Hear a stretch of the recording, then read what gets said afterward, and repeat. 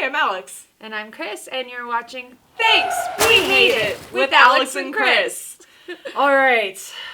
Big day today. This is a very big day. Yeah, I'm hoping we're not going to match answers because we apparently decided to match outfits. We're both wearing Goosebumps attire today. That was not planned at all. That was purely coincidence. And I just want to say, because our topic today is going to be worst horror movie sequels. And we had a discussion. Normally we don't share our list beforehand because we want to surprise each other. But we decided that I think we've made it clear in this show that I'll Always Know What You Did Last Summer and Texas Chainsaw 4 are terrible, terrible sequels that should be cursed by hell. Like, they're just bad movies. Yeah. So we decided we're not going to add them to the list. We've already discussed them at length. We can't keep rehashing because it was probably 2 or 3 episodes in a row where we're just like, we hate it so much. Everyone's probably like, we fucking get it, right? So. If you haven't seen them though, you don't get it. But yeah, it's pure hatred. But we've covered it, so it's done. It's buried. It's buried. Okay, who wants to go? Do you want me to go? Yep, let's go. All right, let's hit it. All right, so for my number 5, I am going to start with Halloween Resurrection. So, I know that's also another, film franchise that we've talked about, we I'll hate always this, we talk hate about that. Halloween. I'll always talk about It's a good franchise. But Halloween Resurrection blew so bad. I absolutely hated the reality TV show premise. I get it. You're trying to bring it into the modern times. The one part I did like about it was the reality show premise. That's fine. Maybe because I have a little bit of a bias because I'm not a reality TV show person anyway. So maybe anything with that premise, I'm like, God, I don't know. It's just, I can't really get behind it as a horror film. And see, I'm an older millennial. So Real World, when that premiered, Road Rules, all that shit, I was the exact, I was probably a little too young for it, but I still watched it. Hell yeah. And yeah, so I kind of grew up on reality TV with Real World Challenge and then Hell's Kitchen. I like the competition shows more, I think, now. But when Resurrection came out, that was a really new concept, these webcam things. And so I think that's why that's always stuck with me. Was I found it fascinating that they were going to do a movie about it. Sure. But I can see why it would rub some other people the wrong way. And don't get me wrong, I don't hate, every movie with that premise. Does that make sense? Right. Perfect example is, Wrong Turn 2.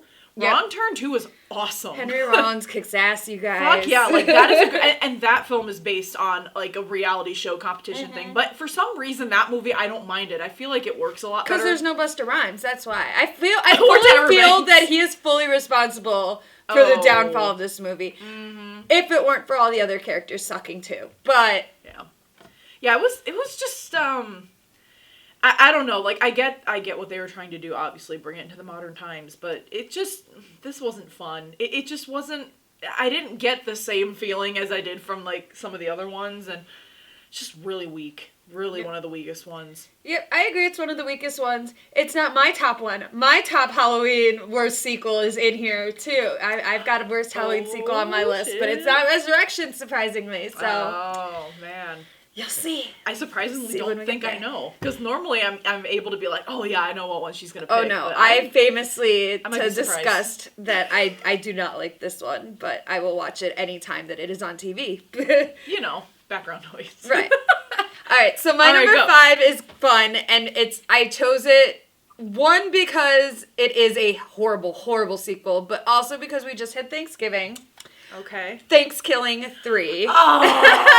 Have you seen it? I have seen bits and pieces, but I'm kind of scared to watch it. That's more than you need to see. Oh, man. And just to be clear, Thanksgiving 3 I chose because there is no Thanksgiving 2. Mm-hmm. Thanksgiving 2 is a movie within the movie of Thanksgiving 3 that's a murder movie that anytime anybody watches it, it's going to kill them. But his son, who he kills, the turkey kills his son, his own son, and then the son somehow gets resurrected as the DVD. This movie is full of bad puppets, bad puppetry, bad voice acting. And what pisses me off, I think, the most about this movie is the first one, it's not, it's a good cult classic, bad movie. The second one, they crowdsourced. They went on Kickstarter. They raised like over $100,000 or some shit like that. They had like I heard about that. 15 times their budget or something ridiculous like that. Where did all this extra money go? Because it didn't go into production. No. It didn't go into actual voice talent to run these puppets. Like, script is like, what drugs were you on? And please don't give me any. Like, it's... I don't want to try that. It's so bad, you guys. Like, it's so bad. And with, like I said, disappointing because they had more money. And you would have thought they would have, people like this, weird little movie we made. Let's figure out how to make it better. But...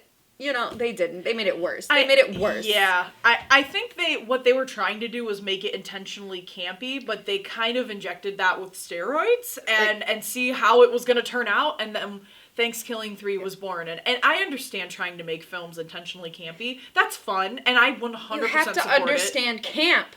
It's this person, like, they understood, like, they read Us to me. They read Us sentence about what camp is, and then they're like, oh, yeah, I know what that means, and then just basically go in the opposite direction of that. Yeah, I don't know. No, it just crosses the line it's bad. It's so bad, you guys. Like, I wouldn't even call it, like, watch it for the heck. Like, don't watch it. Just you don't need to do that to yourself. No. You really don't. Don't hurt yourself today. Right. All right, number 4. Okay. Number 4, I have, so I'm actually going to combine these two just because they're in the same franchise, and there's certain elements of these two movies that I just don't care for, and it just doesn't vibe very well with me. I didn't really understand it. Was Part 4 and Part 5 of Friday the 13th. Yep.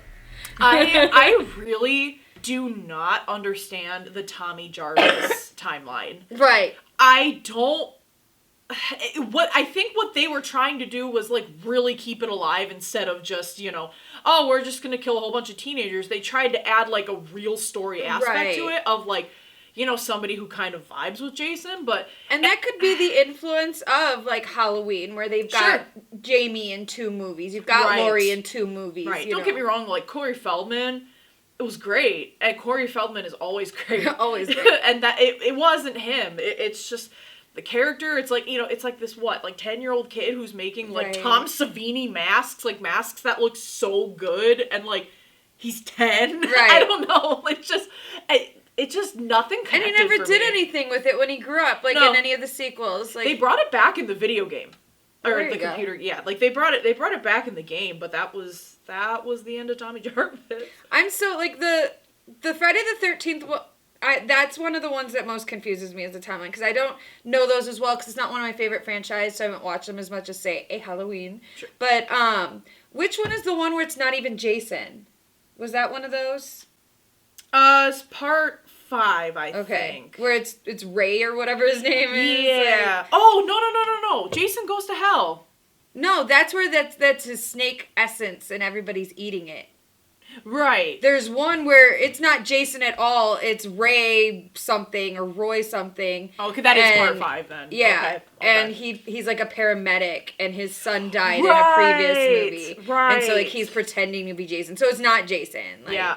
Yeah. Okay. I barely remember Part 5. Exactly. Like, that's what how I'm bad saying. it was. Like, why would you make a movie with a Jason movie without Jason?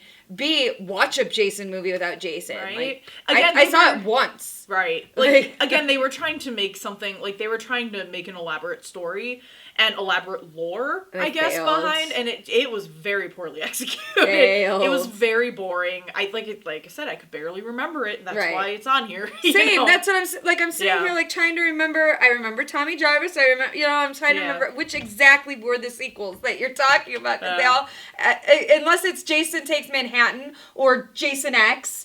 or Jason Goes to Hell. They all kind of blend together. Like the late 80s. And of course Kane Hodder, you know, because everybody knows Kane Hodder as Jason. He really is like... I got to meet him once. Jason. No, you did not. Yeah. My Uncle Roland, he used to do a convention at a hotel down in South Carolina. And we'd go every year. I was 8. And my dad and I were in an elevator. Yeah. And he got on. And I didn't know who he was. No. And my dad goes, it's Jason. And as I looked up at him, little 8-year-old me is like, side-eyeing him and stuff. So my dad found him later. He went and bought a hockey mask and went and found him later and got him to sign it. So my dad still has the signed hockey mask. Oh my God. Yeah. Oh, I'm so jealous. I want to meet Kane Hodder so bad. Rosemont, the Flashback Weekend convention. This past year actually, he was there, but I just couldn't go. I think like I had some plans that weekend, or you know, it was kind of expensive. But I mean, I get it. I get why it's expensive. Right. You know, a lot of these people come out there on their own time, and that's 100% hella cool. And I would love to support you, but sometimes finances get in the way. You know, so. Well, maybe we can go and make a video or something this year, and then I could ask my dad, and maybe he'll sign the mask again. Oh my God, I'm such a fucking like Kane Hodder fan girl. If I ever saw him, I'd probably just start giggling. That was me. I forgot to breathe when I met David Tennant. Like, oh, dude, I bet. met David Tennant. My face in the photo is just like pure happiness. Like. Okay, sorry. Way off track, but that's fine. It's fine. It's fine. That's what we do here. Right. All right, so my number 4, let's get back on track here. Let's get at it. Is Spiral. Oh. Yeah, they want to claim that this isn't a sequel, that but it's not a reboot. It's a Saw story or whatever is what they want to try and sell it. But I'm sorry, if you bring up John Kramer, you're a sequel. Absolutely. Yeah. You are. And it was not good. I hated it. I hated this movie so much. Like, I was so excited for it because Saw is in my top 3 series. Like, I love the Saw series. And so I was really, really excited for this. I was excited that Chris Rock, motherfucking, you know, what's his name? Oh. All I can think is Marvel now. Sam Jackson. Thank you. I had only seen, again, like, the trailer for it, so I was like, you know, it didn't really look all that interesting to me. I haven't watched it, so I was like, and I'm already like super lukewarm on the Saw series as it is. So, I mean, it was when it came out, I was like, right. Like Jigsaw had its issues, but it did right by giving us A, more Tobin Bell, and B, another story to follow. Like, cause you know. Cary Elwes is getting old. Like, he's not, you know. But Dr. Gordon Lawrence, I think my biggest problem with Spiral is they could have easily tied it back to either Dr. Lawrence Gordon or, what's his name, Logan Nelson from Jigsaw. Because both of them, still alive, still Jigsaw apprentices. Right.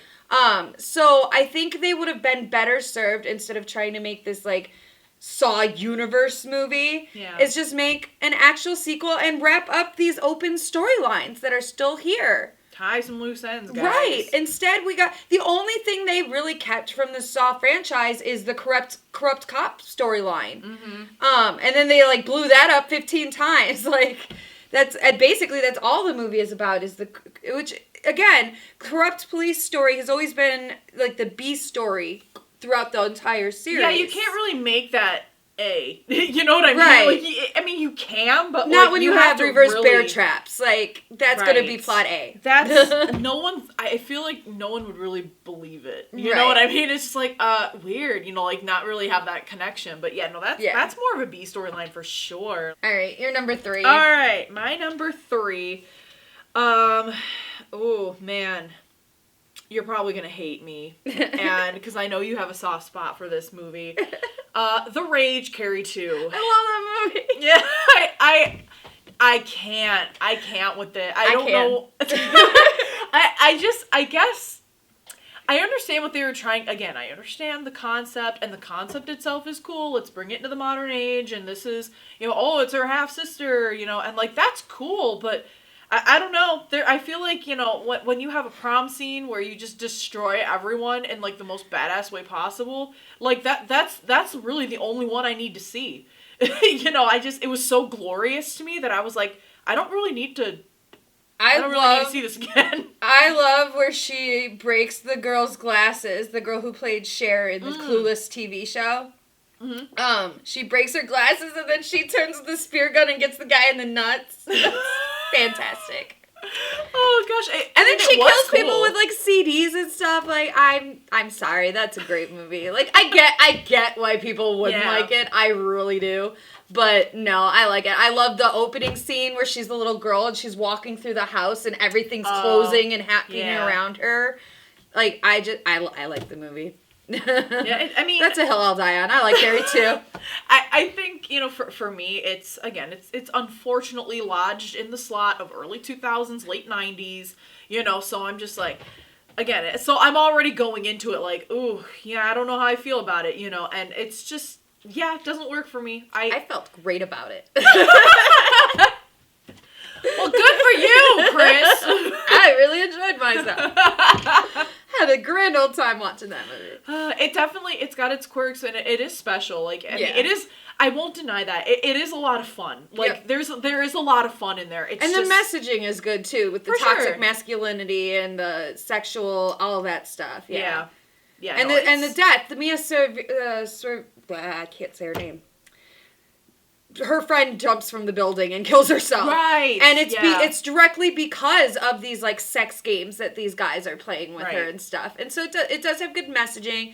It is a little heavy-handed. I know we say like sometimes, oh, it doesn't hit you over the head. This one kind of does, but kind of needs to, because these characters are over the top, like chauvinist assholes. Like, yeah, they really they made damn sure they were the worst type of fucking guys you would ever see in your life, and just in high school, you know, like that type of terrible. And one of them is the kid from Home Improvement, the oldest, the blonde kid. Yes, I don't know his name. Bryant.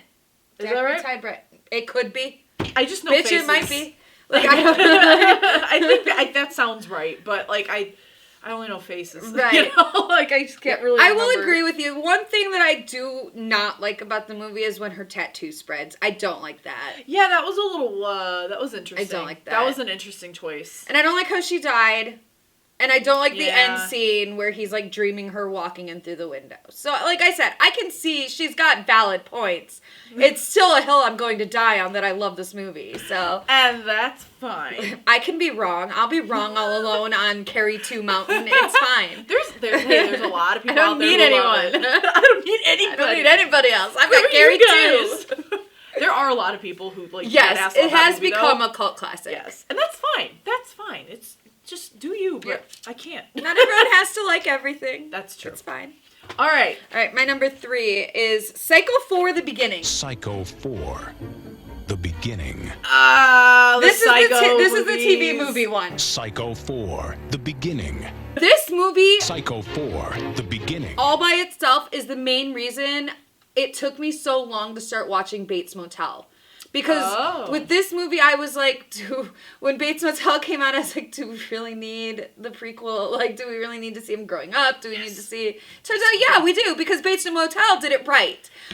This movie did not. This movie is utter trash. Psycho 4: The Beginning. I haven't seen this one. I know how awful they are, right. But like, so is this one based on his childhood? Is that it's back and forth, and it's a lot of stuff you've already seen, and it's very redundant and repetitive of stuff you've already seen either in the first one or some of the sequels. Like, it's just it's kind of like, how many times do we need to see Bruce Wayne's parents die before we figure out why he became Batman? Yeah, like, we get why he became Norman Bates. You don't need to show us over and over and over again and keep giving him backstory and backstory and backstory, because the first one, masterfully through storytelling and plot, were able to give us enough of his backstory that we're like, okay, well, yeah, I get it. Sure.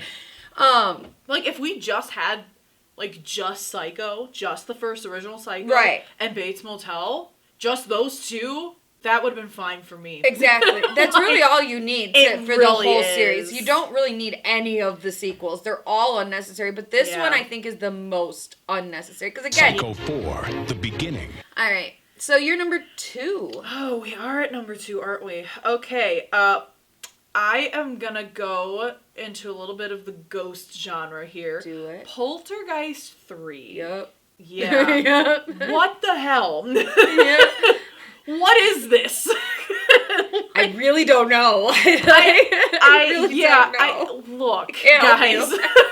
Can't help you. The first Poltergeist, again, you know, like we were saying about Psycho, that's really all you needed. You know, that's really it. Got the point across. Right. and I understand, you know, obviously it made a lot of money, so all right, you're immediately proof for a sequel. A lot of these big studios, just money, money, money. And so I understand where they were going with it, you know, especially for Psycho. Especially, I'm still mad. Especially for Poltergeist 2. Like, I understand, you know, that it kind of keeps following her and it's kind of like a destiny type of thing. I do have to say, I do like that aspect of it where it's like she's just this special, almost like vessel or conduit for, you know, ghosts and just a lot of that, you know, ethereal energy, I guess you can put it, because it's a huge universe. And differently portrayed, you know, like way different than what people would expect a ghost would come from. And I understand where they were coming from with that, but I just feel like, again, wasn't executed well. You know, it was just rehashing a lot of the same shit from the first movie. Same type of, like, activity, and no. And then, of course, the third one, oh, my family's gone, and now I live with... What? No! Nobody wanted to see that! She's a little girl! Like, if you don't have an idea, don't make a sequel. Right. Like, just don't. It was so sad, too, like, all the circumstances behind that sequel. Right. Where the poor actress had died, like, in the middle of filming. And so they had to have a body double for the rest of the film. And it was, Those movies are cursed, though, anyway. Like, it's, like, Big the famous Poltergeist curse, so. Big time. Yeah, it's just, it wasn't needed. It really wasn't. It's such a nothing movie. Which I think is the point of most of our picks here, is they just really didn't need to happen. Right. Like, nobody asked for this. We didn't ask you to do this to us. Right. No, and then sometimes, like, when sequels like that happen, it throws, like, a monkey wrench into everything, you know? It's like, not only is it pointless, but now it's like you're kind of, sometimes they backtrack into, like, almost changing the lore. And it makes you hate the original sometimes. Yeah. Like... Sometimes they can really fuck up the original lore. Right. And I hate it, man. Why? Don't do it. It's not worth it, man. It's not worth the money. Right. Really. Just stop. All right. So, What's your number 2? My number 2, Leprechaun Origins. Oh, yes. Yep. Yes. I want to talk about it. Yes. First, no Warwick Davis. I'm sorry. The biggest mistake that when you take on a long-running series like this, and it's not something like Michael or Jason where they're wearing a mask and you don't, you know, there's no character to the character. Right. You don't replace the character. No. Like, you just don't. It didn't work with Freddy when they remade Freddy. No. It didn't work there. It didn't work here without Warwick Davis. He made that character what it is. And it's just, I don't like it. I don't like it. Yeah, I totally agree. Leprechaun is nothing without Warwick Davis. And that is a hill I will absolutely die on.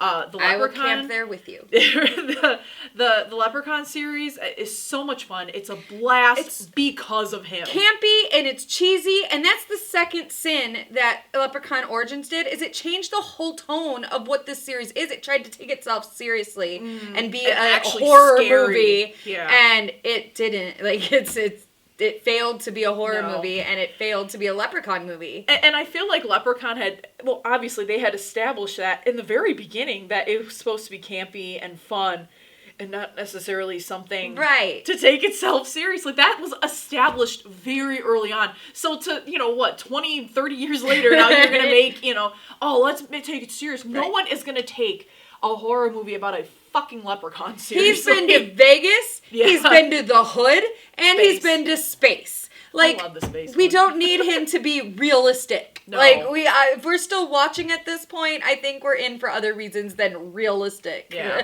I mean, I can understand why, the filmmakers did it. Like, what if we could actually make this, fictional creature really, really, really scary. Then make a different Leprechaun movie. Right. So it's like, again, I understand where they're coming from, and I understand why they would want to capitalize on, like, the scary lore monsters. For sure, I get that, but not for this series. Well, it's already established. This movie was actually produced by WWE Studios. And so that could explain. I forgot about that. It's not surprising because there's a lot of crossover between horror fandom and wrestling fandom. Mm-hmm. I don't know why. It could be the brutality. I don't know, but there's a lot of crossover, and sometimes it works. Like See No Evil with Kane. Like it's just and they recently did that Netflix Undertaker movie, and it just which. Our horror wrestling correspondent did not care for. But yeah, it's kind of natural, I think, for horror. But this, it felt like they let them write it. They let them take too much control over it or something. But yeah, your biggest sin was not putting Warwick Davis in it. Oh yeah, you lost me right from there. Yeah, it's like immediately no. Done. You failed. You did not understand the assignment. I'm out.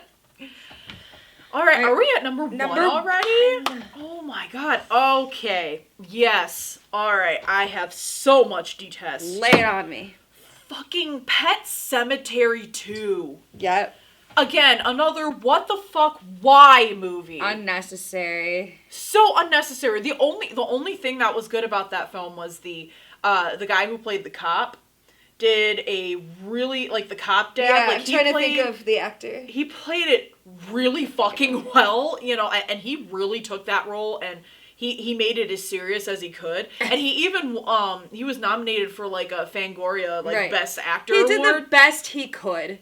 With what he had, again, with how scripts are written and what the content is, he did what he could with it, and he killed it. Yeah. I think he did a great job. Best he could. Yeah, I think that was a spectacular performance for sure, and he was even nominated for Fangoria for, like, Best Actor performance, which I think is hella cool, especially for, like, a shit movie like this. I was like, okay, well, at least something good came out of it. At least he got nominated for that, and I'm happy with that, but this fucking movie is just so weird and just again you establish what this place does, what this burial ground does in the first movie.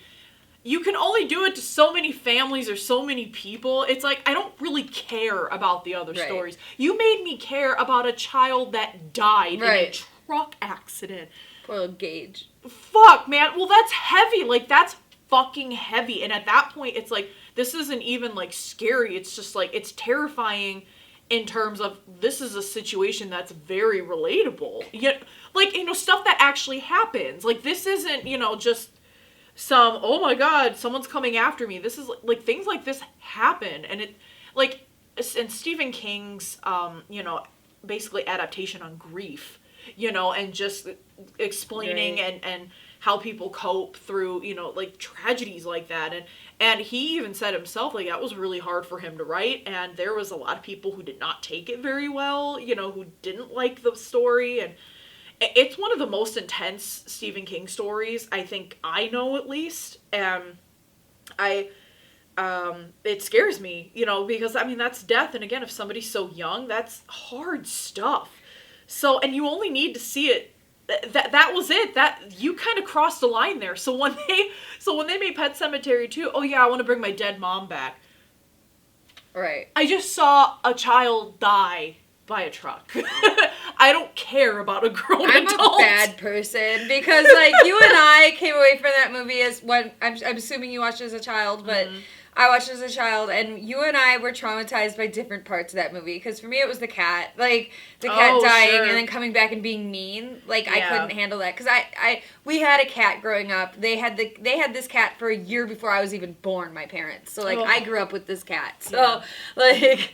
I saw, like, I cried just thinking about that happening. My cat dying, and then we get him back, but then he's an asshole. Like, yeah. That is scary too. That hit me more than, like, I didn't care that, like, it's not that I didn't care, but as a kid, it's like, okay, the kid got hit, whatever. Yeah. I had seen so many horror movies by that point. It's like, whatever. Desensitized. Exactly. Yeah. But the cat, I was like, but that could happen to my kitty. No. Well, and animal deaths are, I mean, I'm the same way. Like, they're a little more sensitive to me, too. You know, where it's like, oh, because I'm a cat mom. I have 3 cats of my own, and, you know, I love them so much. You know, and I'm such an animal lover, and so seeing that is always very upsetting, for sure. And no, it's definitely a very upsetting aspect of the film, absolutely. But I get how a normal person would be like, oh, I'm traumatized because that kid was hit by a truck. Like, or even just like the Victor Pascal character in the first one, where it's like his head he was just going for a run. That also kind of fucked with me too, where I'm like, and plus, like, I'm an empath, so of course, like, anything I watch, and it's like I can actually like really connect with what I'm watching with. So it's like, you know, I mean, it's like, oh man, sometimes you can create like whole ass backstories, you know, with these characters, so you can try to connect with the movie. That's what I do. To understand where characters are coming from. Right. Yeah. I get into it when I'm watching movies like that. So yeah, I love doing that shit. And you know, again, just those aspects of these things happen, and grieving and saying, what if I can bring this back? You know, I mean, that was so hard hitting in the first one and so well done. Yeah. But the second one was, again, it was just, we already saw it once and it was heavy. You don't need to bring that up again. And do it worse. Yeah, do it way worse. Yeah, it's like you didn't do it well. No, like at all. And it was directed by the same director, Mary which Lambert. Is shocking. Like, yes. Normally, you get some kind of consistency, and there's really no consistency. Right? Fuck that movie. Agreed. All right. Wait on me. So. Rob Zombie Halloween movies, I'm not including in this. Because they're their own timeline. Yeah. And I believe I made it very clear whenever the last time we were talking about it that I absolutely hate them, and that Halloween 2 is I don't even know. I wouldn't call it a movie, but so I'm gonna put those aside because we've already discussed them. And honestly, if we're gonna go by the non-Rob Zombie, just the straight whole Halloween movies. Halloween 5 is the worst of the bunch. It's worse than Resurrection. It's worse than all of them. Halloween 5 is hot garbage. Yeah. I hate it. It didn't even have a script when it started filming because they went almost immediately from the end of 4 into filming 5. They had no idea what they were doing. They had 2 openings, which they wound up picking the one that's somehow even crazier and makes less sense than anything else. Because the Dr. Doom opening, at least that tied a little bit more into the Cult of the Thorn. But the opening they gave us was Michael comically sort of going down a river and then getting fished out by a hermit the hermit keeps him alive in his hobbit hole for a year until Michael wakes up and just kills him. Like, it's such a stupid opening. It's like a Frankenstein type thing. Then it commits the worst sin, which is it takes our final girl, Rachel, from the previous film, who was fine. She was a fine final girl. We all liked her. I think she did a good job. All liked Rachel. Killed her right away. She turned into the pantsless, dumb girl who gets killed first. Why? So we can follow Tina. Fuck Tina. Tina's a crazy bitch. Like, I don't like Tina. And it's just, I can't with this movie. Plus, this movie put Danielle Harris in danger. That famous scene where she's climbing the laundry chute, great sequence. It's the best sequence in the movie. However, they put her in danger because she really was in there. And, who played Michael in that one? Don Shanks. He couldn't see where he was stabbing, and they were using a real knife. And so when you see her foot step on the knife, like he had just stabbed it, he didn't know if he was going to hit her or not. Like, they did not do any of that safely for the child actor. Poor Danielle. Yeah, this movie is just bad. It's bad, and you have Loomis at, I think, his most crazy. Yeah. And he somehow convinces the police to use an 8-year-old child as bait to lure a serial killer. Yeah. What? Dr. Loomis was possibly, like, the weakest in this fucking movie. He was definitely at his craziest. And I mean, he had already, Loomis. The second one, he shot a gun out the car of a state trooper and took a state trooper hostage. That was in number 2. Yeah. So by this point, he's just fucking out of his gourd. Yeah. This movie sucks. Not letting it go. Yeah. But I will watch it every single time it's on TV. And there's like, isn't there a part where it's like, Rachel, like, she calls the cops, because she's like... Oh my God. There's these cops, you guys. There's these cops for whatever reason. I don't understand the reasoning. They put sound effects under these cops, like clownish sound effects. I'm sure our editor Wyatt will find the scene and put it in here. Watch. All clear. Nothing above, nothing below. Yeah, that's real. They did that in a horror movie, guys, and they wanted it to be a serious horror movie.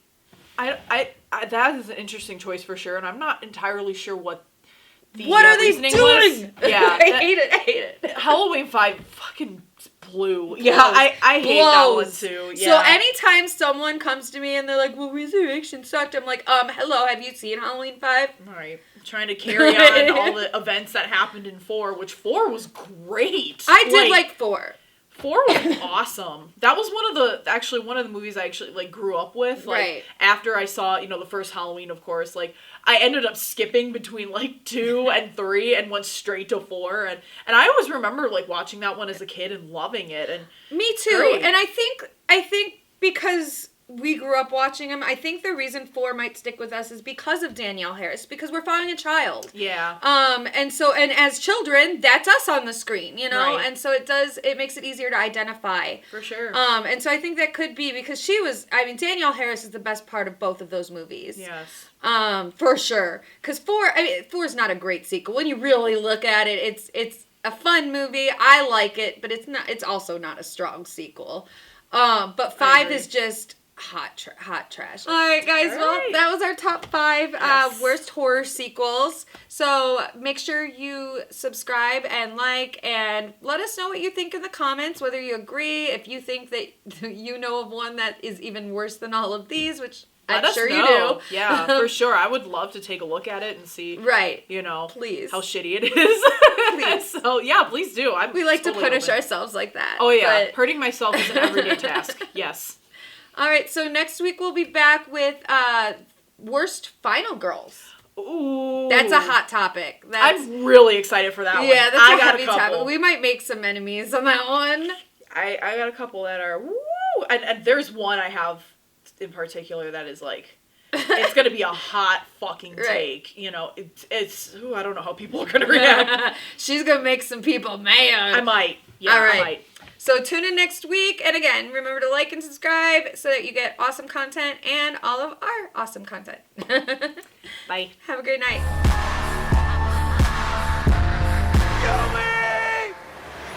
You shall not peck!